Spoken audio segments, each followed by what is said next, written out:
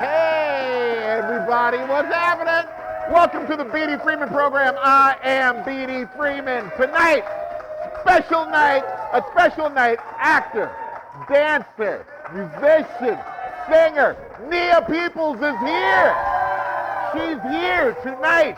We're going to have a good time. We're going to be right back after these messages with some of the things that I'm thinking today. So don't go anywhere. Come back.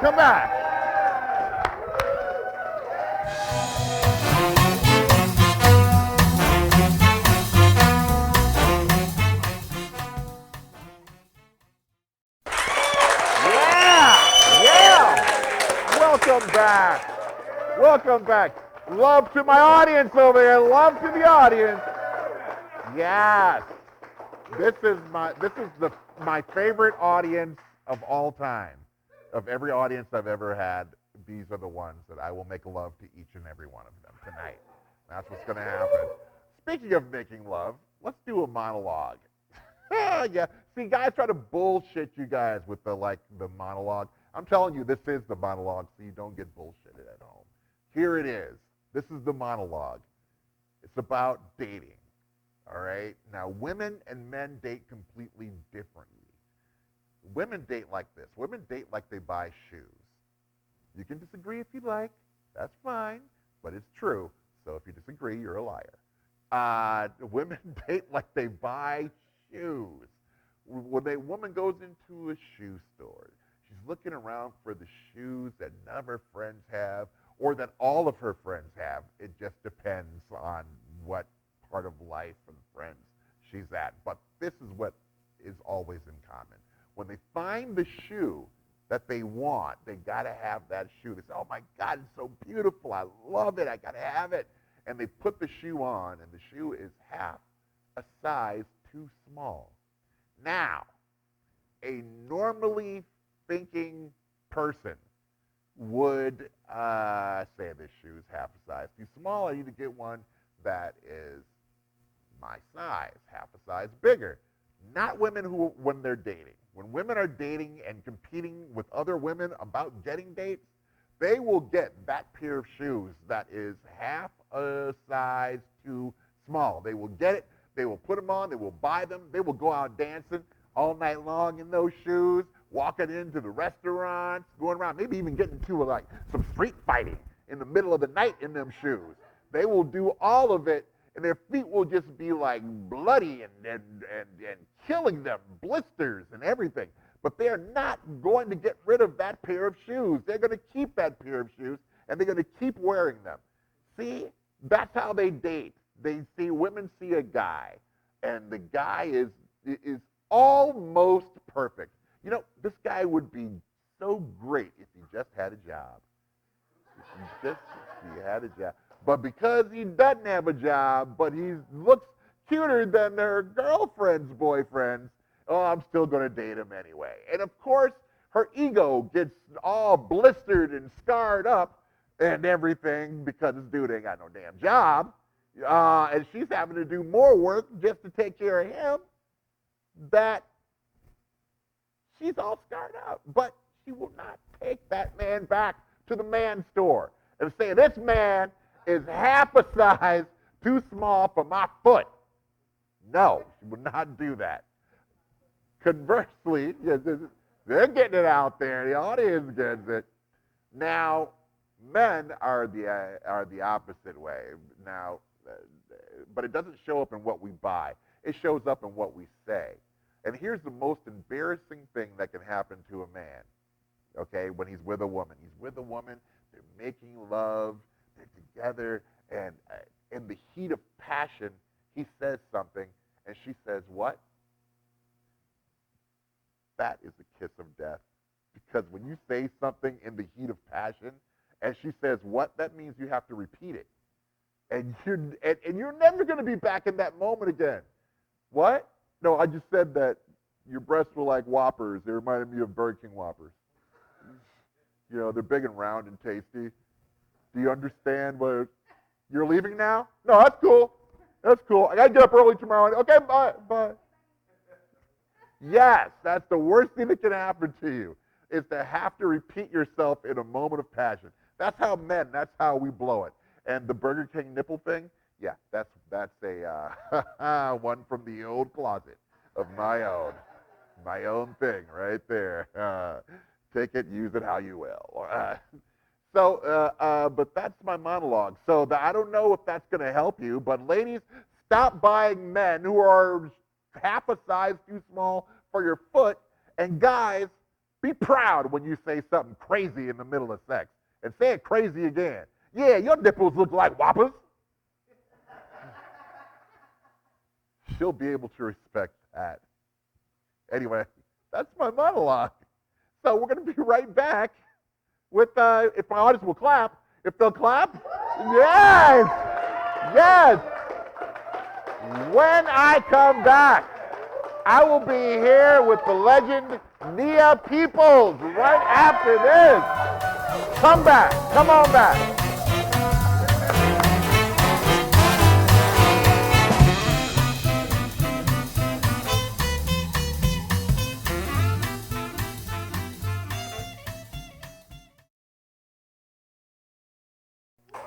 Yeah! Here comes the good stuff. Here comes the good stuff. Ladies and gentlemen at home in the studio, may I introduce you to my good friend and fantastic artist, NIA Peeples. Everybody! Bow before. Look at you. You look all official sitting over I know. It looks like I actually have a job. Yeah, well. Sort of. I don't know if that's a good thing. It's a sort of job. That's the best kind of job. I know. The sort of kind of job that you sort of kind of made up. I know. They say, yeah, I make it up. They pay me money to sit back here and just think of things. And speaking of thinking of things. Speaking of thinking of things, what did you say? Speaking of thinking of things. Speaking of thinking of things. Speaking of thinking of things. No, speaking of thinking of things. You don't talk like that? I thought everyone spoke like that. I don't think like that. I thought everybody. Or speak like that. I thought that everybody kind of spoke like they were in a Cat in the Hat book. Dr. Seuss. In French chapeau. That's how I thought, Apparently not. So listen, now we've been friends for a long time. Yes, we have. And I know a lot about you, but there's things I don't know. This is true. About you. There's a lot you don't know about me. I know. Well, don't say it like that. I think there's more. You might stab me on the way to the car when we leave. There's a lot you don't know about me. So when I knew I was going to interview you, I was trying to think of what I would ask you. Try. I've been around a long time. You've not been around a long time. Yes. No, okay, okay. 40 years. That's not a long time. That's a long time. Tell that to Bob Hope. Okay, it's not a long time. There you go. Okay. Oh, that guy is, he's dead. That's how long. That's how long he's been around. He's been around so long he ain't even alive anymore. That's a long time. That is very long. No, my brother, you got to get your own. Only some black people will recognize that commercial. All right, tell me what your first work was, like your first real Hollywood job, because I've never asked you that. The one that mattered, or just the first Hollywood job? Tell me both of them. The first one you did first. Okay. And then the first one that mattered second. Okay, the first Hollywood job I ever did was 13 episodes of a children's series called The Music Shop. I totally remember. I'm lying. I don't. No, it never aired here. It only aired in Germany. See, now you only know aired I was in Germany. lying. And you'll see me. You can actually look it up on YouTube. And somebody posted it. It wasn't me. And I'm there with my name was Darcy, and I have. What? Your name's what? Darcy. I thought you said my name is Darky. No, Darcy. Like those damn Germans. Those damn Germans. Darcy. I was about to be really mad at German people for a long time. And I'm fresh and I'm young, and it was all about this a music store that had these kids that would come in and rehearse as a band. Ah. And were the kids German? No, it was an American thing, and it was Gary Crosby. So Bing Crosby's son. Yeah. He was the lead in the show, and then there were just a bunch of kids, and I took a friend of mine from UCLA. I majored in music at UCLA for a whopping 6 months. And I just had to go. There are so many acting students who are so angry at you right now. Oh, my Lord in heaven. No, I couldn't wait. I just was like, no.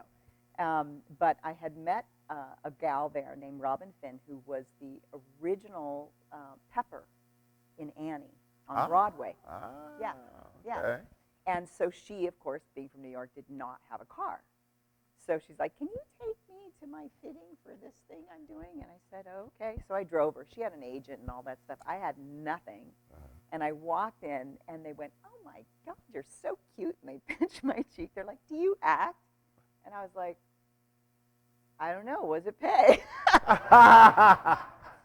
And so they said, we want you to audition to play a Siamese cat in this little children's show. And I was like, okay. And they said, do you sing? I said, yeah, I sing. Can you send in a tape? And it was little cassette tapes back then. And they were like, we don't believe this is you. Can you come in and sing for us? And So they called you a liar, but still asked you to come in. Yeah, yeah. And, like, yeah, and they thanks, asked me guys. for a monologue, and I didn't even know what a freaking monologue was. So I'm like, Robin, where do I go? Well, you can What do tell I do? from the act right before this one that I don't know what a monologue is either. One So don't worry. log left, like all by yourself. It's like a speech almost. I know that. I was making a joke, Nia. I never know with you. You're like, You say to explain it. Like, I was like, yeah, what I just did before was this. Hey, thanks for the bread, man. You owed me. Where the hell did this even come from? Did someone throw this from the sitting audience? room back there. I'm going to throw this back into the audience. Somebody in the audience catch you. You guys play with bread. Just know that Nia People's hand touched It's a prop. this. It was back there, and I don't know Woo! why, so I had to bring it. Oh! That means you're going to be the first one to get a yeast infection. Good for you. Woohoo! Yeah. So they ask you to be so they come in. So whatever. You read I figured out a monologue. I came in to be and a Siamese cat. whatever. I don't know why they were asking me to do that. Yeah. You know, why do you need a monologue? Why don't you just give me the Give it the a shot. pages? Yeah. Or whatever you needed me to do. Yeah. And so I brought in this very serious scene from a loss of roses, and I'm crying, and I'm all of this stuff. And I kid you not, the phone was ringing. He was answering the phone in the middle of the whole thing. The door is opening. It's hitting me in the back. That was my first official audition. But what they did do is they cast me in a whole different show as the lead female. Wow. Yeah. And from there, I... Wait, how did that go down? Because here you are auditioning for this cat, and people are running into you and, treating you like a cat by opening up doors on you, and people are answering phones around you, not caring about you being a cat. the seriousness. You know, but so how did the one go to the other? Well, like, did you just get a phone call, or they just or did said, it happen you know that what, day, we would rather, I don't remember how long it took, but they just said, we would rather put you in this other series that we're doing as the lead. Wow. And as one of the leads, it was an ensemble cast. And so that's how I started. That was my first official thing. It never got seen, but I did get my first agent because all the other kids had agents. They were like full on in the business. Yeah. And I was just fresh-faced and didn't know anything. So you just stumbled into acting. Yeah. Wow. And then I started studying after. Yeah. Okay. Yeah. Okay. So now, what was the one with the official job? Like the one that was important, rather. Fame. I mean, I did right after that. I did like an episode of Tales of the Gold Monkey. I don't know if you remember that. And I had a recurring role on General Hospital. Why are y'all laughing out there? You're like, Tales of the Gold Monkey, and then they start snickering. Come on. They're very rude audience. I'm going to tell you that right now. They're probably thinking of the porn version. The Tales of the Nude Monkey is the one that they're that one. They all saw it. Wasn't that one? You can see it on their face. So you do the Tales thing. The Tales of the Gold Monkey, and then I had an audition for General Hospital for like a few scenes, and then they rolled that into a recurring role. So was that while Rick Springfield was still there? I don't don't know. He wasn't. Not I with thought me. he was. I thought he was on General Hospital. Maybe it was something else. You know, all the storylines. I know that are he was all, on a soap opera. Yeah, for a I while. didn't. I mean, I never saw him there. Oh, okay. And so then I also auditioned for Fame at the same time, and there were like 9,000 people who auditioned for Fame. Janet Jackson being one of them. Yeah, I heard it was crazy. Yeah. Because I like looking at it, because that's like one of my favorite shows of my childhood was growing up and watching Fame. I wanted to be Leroy so bad. Who didn't? Yeah. I wanted to be something Leroy. Yeah.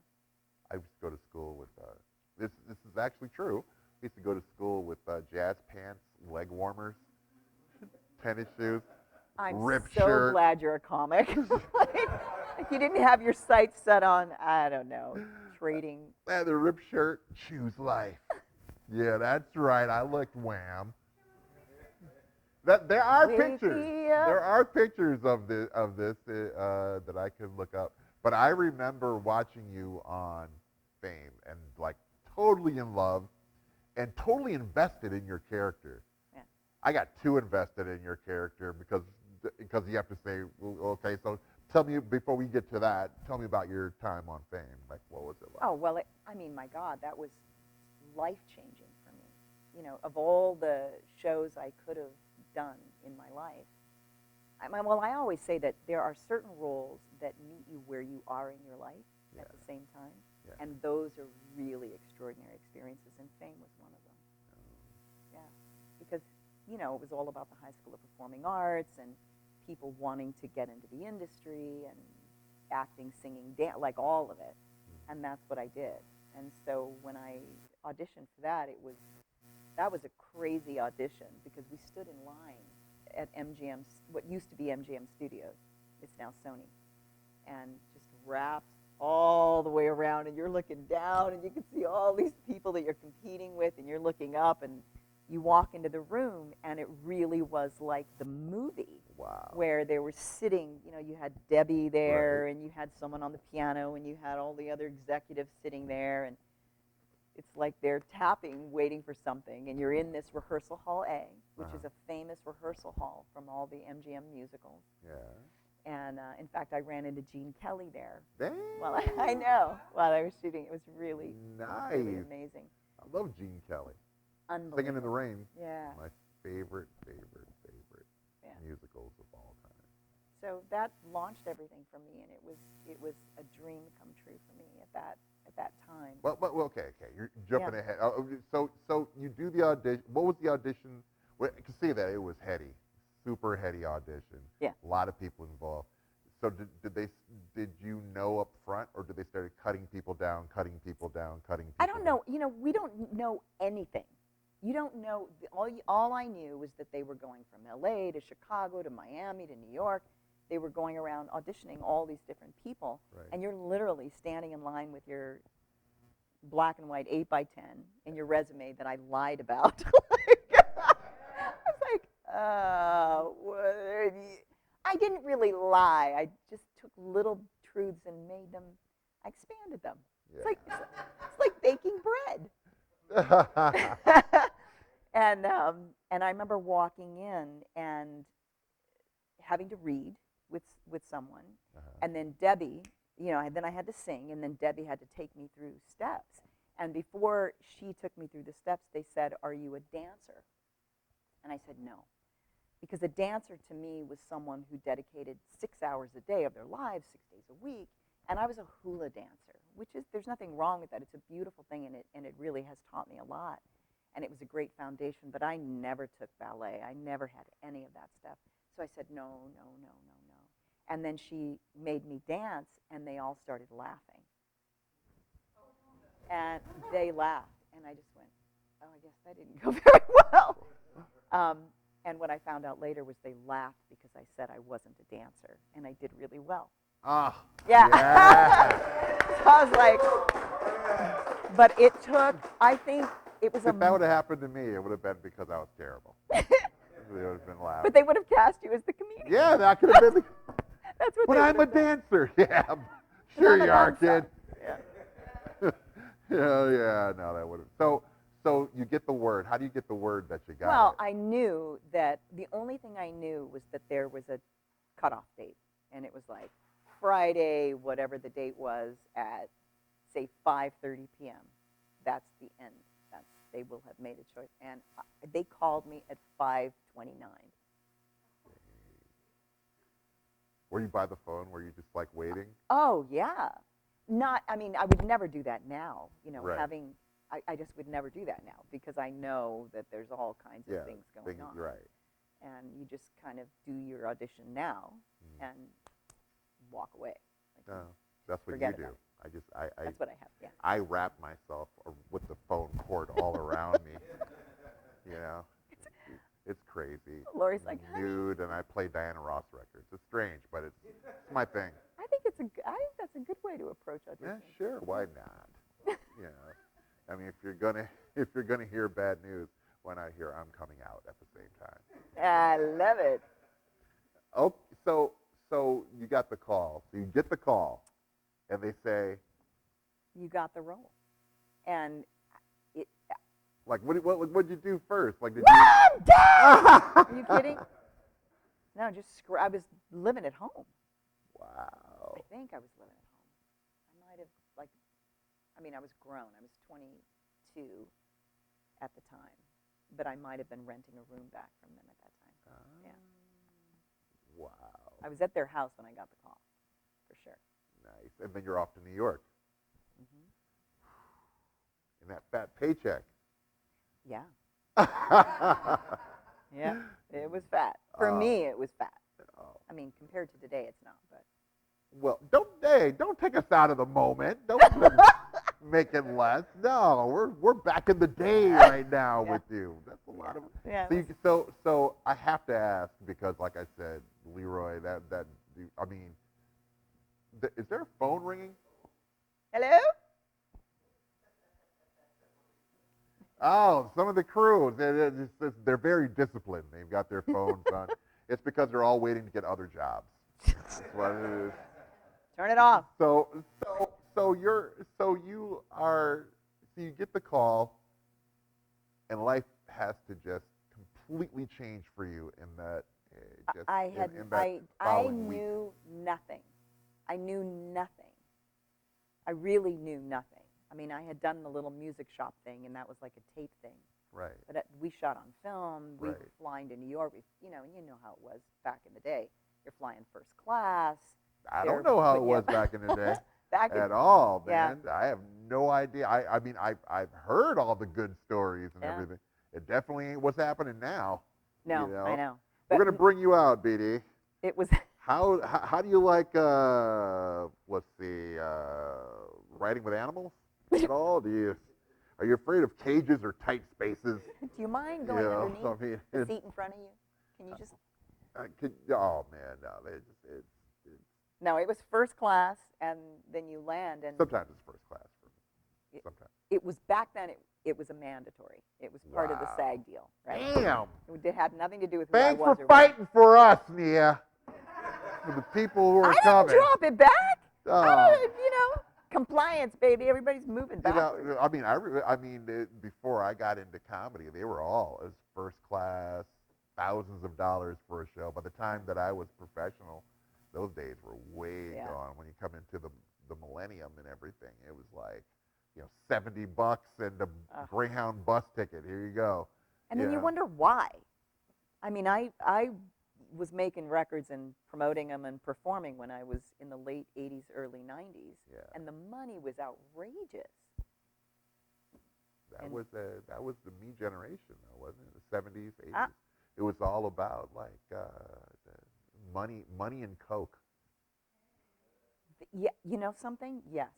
I mean, I was a super goody two shoes. I had zero. I know because desire. I've asked you this question a million different times, a million different ways to try to see if your answer would ever change, and it never does. I try to find out what partying you were doing in the 80s when all that is going on, when you had access to everything, and you're like, I just worked. I loved the worked. work. I just went to work and worked. Like, that's all. Come on, tell me about a party. No, Well, I don't know. There was a birthday party I went to. Delicious cake, but I was home by 6, in bed by 7. It's like, what? No. You know, I would have been a mess in the. I'm a mess right now. There's nothing going on. Man, in the 80s, it would have killed me. Killed a lot of people. I never even saw cocaine, and it was everywhere. But you know, when you don't do it, you just don't know what's happening. You're like, you got a cold? Here's a tissue. Yeah, I'm like that. You know. I'm like know. that. Yeah, You I can just never. don't I know. never. Yeah, I always. Even if I see somebody and every day they're in that shape, I'm like, man, that flu's really hanging on to you, buddy. You know, just no idea. But this it kind person's on of saves drugs. you, don't you think? It kind of saves you. Yeah, because I don't want to be. Because then I don't want to be like that. I don't want to be like the guy always sniffling and has got a cold and eyes are always watering and everything. But I mean, it's like because you don't get it and it goes right over your head. It keeps you from offending people who are doing it. Wait, how do you offend somebody doing? Like if they're doing it and they're like, hey yo, and they're trying to bring you in, and you go, no man, I don't do any of that. But it just goes right over your head. That's how it was for me. People ask me a lot of times, how did you get out of Hollywood or get through it without, with all the men that were coming at you? Yeah. And the casting couch and all of that. But they don't come right up to you and say, hey, if you do this, I'll do that. It's like a slow ride there. Well, I guess that's your experience. Well, except for being here. That was a joke. That was a joke. But, all the kind of innuendos and the little hints, they went right over my head. And so I didn't offend anybody. I tried to expect it, and it would show up, but it never showed up like in the movies. Like, it's this beautiful, wealthy woman. Oh, come home with me tonight, and I'll make sure you're in the next Denzel Washington picture.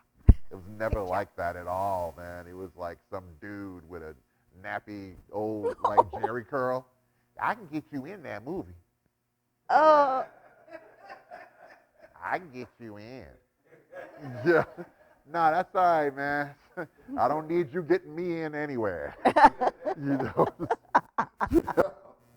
So I avoided it. Even when it wasn't beautiful women, I avoided it because I didn't want to ever have made my career like that. Because people always find out how you got into something. Eventually, they're going to find out how you got into this or that. Yeah. I never want that happening to me. I wanted to always. No, and it's kind of a club you don't want to belong to. Yeah. And it is a club that's real. I mean, it's a club. Yeah, it's a real club. That club has some power. Real. Yeah. Oh, yeah. It's real. But because once you're in it, there's always somebody else that has power over you. At least that's the way that I see it. Yeah. It probably is. Yeah. But we're going to take a break real quick. I'm so in this conversation with you. We'll be right back with NIA Peoples, everybody.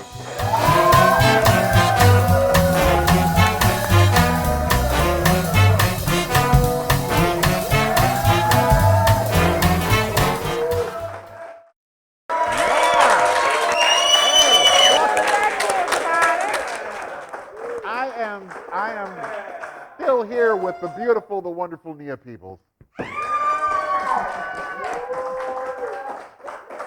Now, before the break, we were talking about fame, and you've got so much career that there's no way we're going to get through it in the hour. So I'm going to start cherry picking now. There was an episode, we've talked about this before in Fame. There was an episode that absolutely destroyed me. I mean, I was hurting about this for at least a year or so afterwards. I'm sorry. It came out of nowhere, and it was really hard for me to deal with. Did you know the episode? Can you talk about it? The one where I died, you mean? Yes. I actually wasn't in that episode. No, just tell. I died off camera. I know, but I mean, like, as a show. Yeah. Oh, and, no, and they as got so much the mail. milieu of it. I mean, it just It crushed so many people. it And crushed it was me. shocking. It shocked me. Yeah. It totally crushed me when all of a sudden they come on saying that your character Nicole was gone dead. and it was dead. I mean, Yeah. I cried. I'm not even. Yeah. I'm not even going front. Like I'm even going. I cried. Yeah. I cried. Parents wrote letters to the studio going, "How dare you upset my children this way?" You know, because they were just distraught. Oh, I was. Because it was such a shocking thing. I still wore my leg warmers in my jazz band. I still wore them anyway. But did you wear a dance belt? Yeah. On stage, if I was on stage, I had to, of course. But otherwise, Of course. no. Yeah, I wore an extra large. There you go. You might want to explain to the audience what a dance belt is. I have no idea what a dance belt is, everyone. It's like a more flexible jock strap. It's a more flexible jock strap. There you go. Where are you guys living? So now I know it was all off screen, but when did you know that was going to happen? Well, when they asked me to come back because I had a record deal that was going, and I mean my deal with them actually I was supposed to finish out the season, but my managers pushed really hard for me to get out so I could get into this record deal, and so they asked if I would come back and be in a part of it. I didn't know what the episode was, and I still don't know what the episode was, but I know what it became. And they asked me to come back and be in a part of that final episode for very little money. And I just went, no. Like it wasn't that everything was about money for me. Yeah. But people in Hollywood have a tendency to go, oh, we're family, and oh yeah, can you give this up for me, and will you do all of this? And you go, sure, yeah, I'll give you my title, I'll give you my man, I'll give, you just back up on everything because we're all family trying to make it work. But the minute you need something, oh, no way. No. Yeah. And so I just, I'd already been through that, and I just went, no, I can't, sorry, I'm off to New York to record my album. And so they killed me. So then it was one thing. You said, no, I got to go do my album. And so they just. I'm assuming. I mean, it could have been, who knows? But when did you find out? When did you find out that your character was. Well, I was dating one of the guys on the show at the time. Are you going to tell? Carlo Imparato. We were engaged. I didn't know that. Who did he play? Danny Amatullo. Oh, I didn't know you dated him. Yeah. Well, I'm not.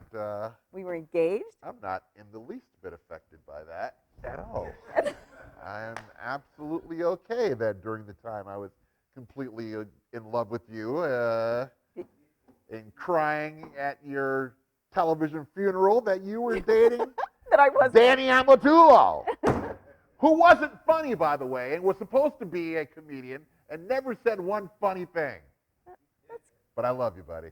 I really do. Well, that broke up anyway because I ended up in a fist fight in Atlanta in the street. What the hell? Yeah, there's a whole. Where did this come from? In all the time I've known you, you've hid this from me? Come on. Tell me this story. A fist fight in the street. Yeah. You really want to hear it? Yes, okay. Yes, we must hear it. So it was, what? I don't have, back then they didn't have the internet, so I don't know that there'd be anything you could find. So it was like the 100-year anniversary of Coca-Cola. So there's a big old parade in Atlanta. Well, I can see why there would have been a fight. Or something, right? You were fighting some 7-Up guys, right? Pepsi. And so they asked us to go be in the parade.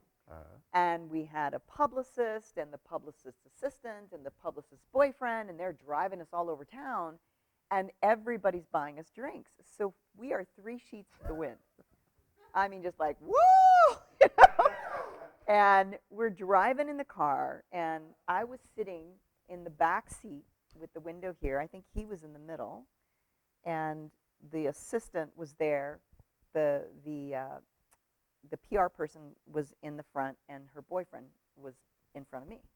And we're driving down the highway. It's like 2 lanes going this way, and it's fast. And this car full of guys pulls up, and I guess one of them, I didn't remember this, but Carlo remembered, moons us. What? And he is... Well, it was the 80s. And he is drunk, and he's from the Bronx. So he crawls over me. You learned a lot about people from looking at their ass. I mean, that's a lot of information. So he rolls down the window, and he just starts in on the, you motherfucker, you know, the whole Bronx thing. And I'm like, shh, because I'm looking over there. There's 5 guys in the car. And so they start hitting us, like trying to hit us with the car. And we come to a stop sign, and everybody gets out. And he crawls over me and gets out, and I'm trying to pull him back like this. And the driver of the other car gets up, and he just keeps standing. I'm like, oh, this isn't going to be good. He was way over 6 feet tall and well-built, and Carlo was like, 5'8". Yeah. And, yeah, he knows karate, but couldn't even on his best day get his leg up to the guys. I don't know how you just did that. You have me taking me to the hospital, sew my leg back on if I even tried that. Don't try it. I won't. Don't worry. Don't worry, boys. We're all going to stay together. All right, go. So he gets out of the car, like looking for a fight, and I'm trying to pull him back in. So I get out after him, and by that time the driver gets out, and he takes me, and he shoves me into the arms of the other guy that got out of the back seat and just pops my boyfriend in the face. And I'm like, oh! I've never seen a fist fight. And I just went, oh! And then the guy who has me sets me aside and goes over to help. And I'm like, no! Like, there can't be 2 and 3 and 4 and 5 on one. So I throw him up against the car. Dang! And we start going at it. Oh my God, yes! Now this is good television, everybody.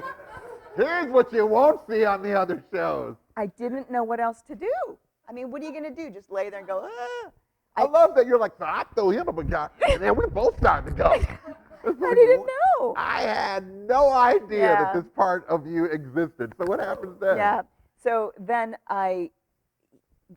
Carlo looks over and goes, Nia! And I look at him, and as he's looking at me, the guy just pops him again, and he was like one of those cartoons. Legs up in the air, floats for a minute, and there's like, boom, down to the floor, blood all over his white shirt. And then the guy bends over to pick him up and I'm like, no! And I'm running over in my candies. Do you remember those shoes? I have skin-tight, skinny jeans on and candies. And the guy is so big, I have to jump up to get in his chest. And I'm like, get back in your car! Get back in your car! And he's looking at me like a little chihuahua going, oh. And by that time, all the other people were getting out of their cars to break it up. And he just like looked at me and got back in his car, and they drove off. And I had to pick him up off the floor, put him in the back, and go to the hotel. I lost the key. So I had to go to the front desk. I had blood all over my shirt, like, oh, I need a key to room. Oh, my. That was the beginning of the end. Wow. Yeah. Well, at least you got a good story out of it. Yeah, it was a great story. Yeah. Yes. We salute your violence. No, it wasn't it was protection. No, it was I love it. I want to see if something happens to me. I'm pretty sure that Lori will just leave me hanging out there. I don't think so. I know, Lori. I don't think so. I think that I'll get beat up. I'm pretty sure about that. So that was the beginning of the end. Why was that the beginning of the end of the relationship? Because the way he threw himself into a fight, it wasn't the right thing. And then we went back to the hotel, and he called his brother-in-law in New York. Frankie, I know who they are. And Frank was like, I got a gun, I'm coming. I'm like, oh no. Oh yeah, okay, that would have been the end. Yeah, that would have been the end for me too. Yeah. Yeah. It was just different. Yeah. You know, I mean, he changed a lot over the years, man. for sure. I don't He's even an know where to amazing guy. take it from here. I'm just like. I know. I'm alive. Did you ever have another fist fight ever in your life? After that, no, I punched one person in Nice. the nose Yes. before that. Tell me that story. That was I was the shy one in my family. Uh-huh. So I was, my parents were really worried about me because I would cry when I saw people being mean to each other. And they're like, oh, my God, what are they going to do with her? She can't negotiate life.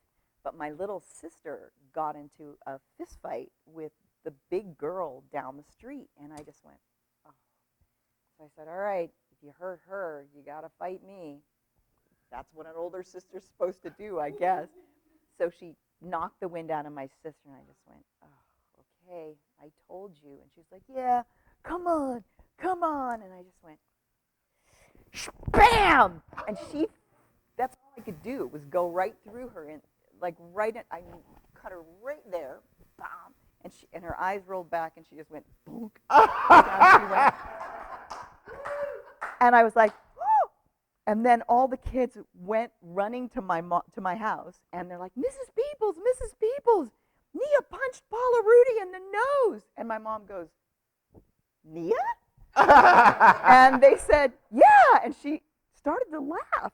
She was like, oh, I guess we better go talk to her mom. I mean, yeah, I was so afraid of fighting that all I could do was Fight? give it everything. Yeah. And it was the right thing to do. I didn't know what else to do to defend my sister. Wow. So, That's beautiful. See, people didn't really. I mean, I got picked on, but as far as people, people knew my brother, Jerry, and nobody wanted that kind of trouble. That's great. Nobody wanted that kind of trouble at their door. I mean, he was pretty much legendary for just destroying people. That's awesome. Down into their atomic state. There's just nothing left. But I was never the fighter, though. I was never the fighter because I was a dancer. She was a dancer. Yes. With your dance belt. Because once again, the tights, the leg warmers, ballet shoes. I want pictures. I don't believe you. That you have to cut them into if you'll come back onto the show, I will actually bring pictures from the yearbook, and you'll be able to see that I'm wearing leg warmers, ballet shoes. God is my witness. And jazz pants, and a knit shirt that kind of hung off. Oh yeah. Yeah. One shoulder. And a gold headband. Yeah. I'm sorry. Yeah, I was pretty tough. All right, I want to see those days.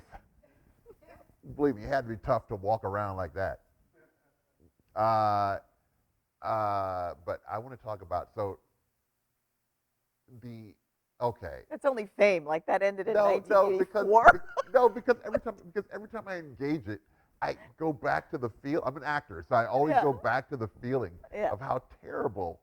It was terrible. Yeah. That was and it lasted with me for a long time. Yeah. Because I felt like I lost a friend. Nicole. And then I saw you on Soul Train later on, and I was like, damn, somebody's doing good. Doesn't care about my feelings, but fine, make your money. But I want to talk about because we want you to come back, and so much more I want to talk about, but I really want to talk about this right here. For the last 7 years, you've been basically on a walkabout.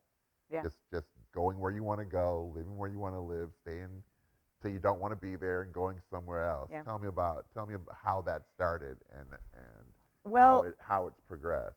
So I was in the same business for 35 years, and people don't realize, it's a 12-hour a day, 5, 6 days. People think it's glamorous. 12 hours is a minimum day. You know that, and there are beautiful things about it, and horrible things about it, whatever it was. I was just in it, and it's all consuming. And I always had kids, too. So it's all about the family. When I wasn't doing that, it was always the family. And when my youngest child left high school, graduated, and went on to college a year early, and my fourth marriage broke up.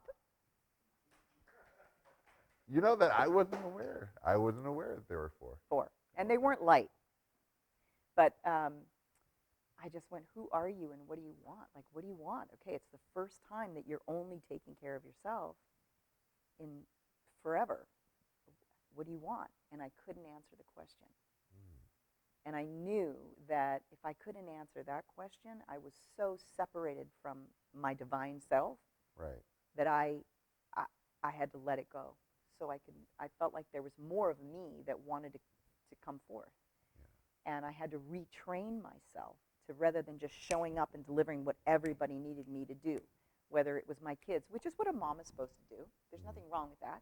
But it is you're doing it on and on and on. And your mate or your work, you're there, you're delivering. Where's my voice, internal voice? What is it that my soul wants to express now? And I had to rewire everything. And so what that meant was, if it felt like push, I leaned back. If it felt like an invitation, I went. So I could retrain my guidance system. And in these 7 years, I have had some of the most extraordinary mystical experiences. I mean, I've been to Bosnia, Peru, all over Europe, South Pacific, just wandering. There's no specific place I wanted to go. I don't know, yeah, because when you originally said that you were going to go, yeah, I was like, go where? Yeah, go where? You're like, well, I just need to go. Yeah. And I was like, yeah, I heard that part, but go where? Like, where? I had no agenda. Had no idea. No, I'm just going to go. And I was like, okay. And I thought, oh, okay, she'll do this for a couple of months and then be like, this is, No, it's and then some it deep kept stuff. going, and then it kept going, Yeah. and then every time I talked to you, you were coming back from somewhere else, somewhere far, far away, with all these experiences. Yeah. And I was like, oh, okay, she's actually there. Yeah. She's actually in that place of being in it for the adventure, being in it for nothing else other than laying your eyes on things and laying your hands on things. Well, it was really about knowing me. Yeah. It's like, I felt like I was capable of so much more, and we all are. Like, our physical bodies we don't end in our physical bodies. Right. The energy extends. I mean, what we're capable of is extraordinary, and it's been magical for me. So now I'm just now starting to think about landing. Okay, well, what am I going to do on this plane now? Because Right. there's a lot of me left. Yeah. I don't want to go back into the old industry the way that it is now, because it feels too small for me. It feels confining. It is confining. Yeah. It's because broadcast is gone and everything is narrowcast now. Right. And I think that's why it feels so confining, because it simply is now. Yeah. So it's really, I gave everything up in order to do that, and I'm not uber rich. No. I'm living on my pension. I pulled it early, and had whatever I had so that I could give myself enough freedom Mm-hmm. to listen to that internal guidance system and hone in on it. So now I'm thinking about how I'm going to land. What is it that really, really sparks my interest that I want to do for the sake of it being done? Yeah. For the sake of the expression. Yeah. Not because this person needs that and that person needs that and the fans need that and I have a following and so I can cash in on that. I don't. Yeah, you've never done that. You've never done that. Mm-hmm. You've always gone your own way. Yeah. And I've never known which way I was going to go. Yeah. Ever. Well, and that's what we need in the world. I mean, right now we're in such an extraordinary time. I think so. Yeah. It's one of the biggest turnings in the history of humanity. And we are, I mean, I look at it and I go, oh, dang, we're in a revolution right now. And we're creating the new earth as we choose. Mm-hmm. So I don't care about the old systems. They're old, they're unfair, they don't make sense to me. Okay. And there's all these other cool things popping up. Those are the things I want to put my attention on. And it's really exciting.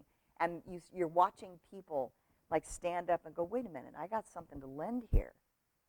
I don't need to just work and put my money in the bank and own a house.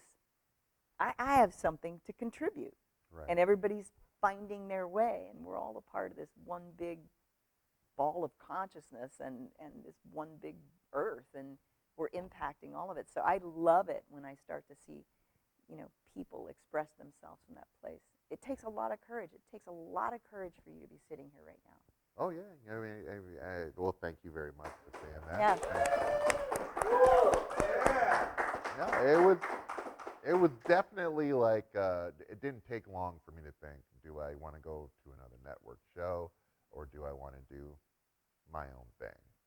And it didn't. I mean, I shouldn't have even asked myself the question. I knew I wanted to do my own thing. 9 seasons on one network was enough. Yeah. So it's okay. Well, we can do our own thing, but it's going to mean really committing to doing my own thing then. And but I'm glad that I did, even with all the different things that happen or different problems that come up, because I see what you're seeing. I see the revolution. I see it happening, and I would want to like throw myself off a building if I was at a network where they put me in another box and say, okay, this is what we want from you, which is fair, because if you sign on, you're signing on for what they want from you. Yeah. Whereas, but there's something that I want to give, that I want to put out there, and there's so much that I want back, because I want to talk to everybody, because that is like my happy place, is that I really honestly like people. Yeah. And I really honestly like to hear people's stories and share them and be fun and serious and forward thinking and every single thing that maybe doesn't fit all into some network late night show or something, but instead will fit with me because I want it to. Yeah. And the people who watch are watching every week, and the audience that comes is coming every week, and people, just for that, because I wanted to give, all I wanted was a place to go for the rest of us, those of us who are not cool, those of us who are not like the hippest, because to be in my understanding, in the way I see hip, you're hip if you're not hip. Exactly. Because if you're hip and people say you're hip, then it's because you think like they do. Right. So it becomes a category as opposed to being an actual maverick. There you go. Then it's just a category. But the people who are attracted to what I'm doing are people who aren't hip. They've passed that. It's not even there. We're creating something else, because I want, because like when I found you and I found the theme, like that was a place for me to go. Right. Like I had a place to go. I had a place to go and hide, or a place to go and just be, and I wanted to give that to other people as well. Well, and that's bravo. I'm so happy that you're doing it. That's what we Thank need. you. You're a sweetheart.